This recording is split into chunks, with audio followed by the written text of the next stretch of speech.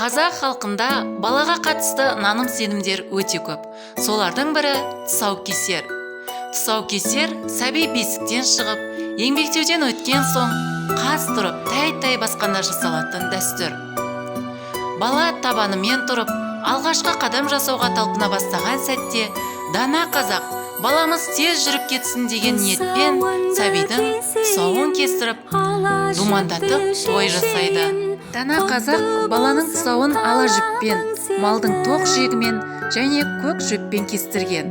Ала жіппен бала ешкімнің ала жібін аттамасын, ақ пен қараны ажырата алатын, адал азамат болсын деген ниетпен кеседі.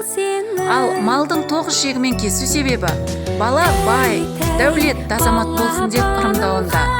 Сондай-ақ бала шөптей қаулап өссін, шөп сияқты көгеріп, көбейіп, көктесін, ұрпақты болсын деп ырымдап, тұсауын көк шөппен кеседі.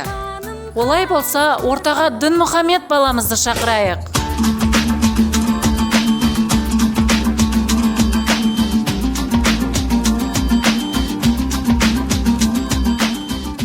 Ал ендеше Дінмұхамед ұлымыздың тұсауын кесу үшін ортаға жүріс-тұрысы ширақ, өмірде орнықты, нық адамдардың бірі Разия апайымызды шақырамыз.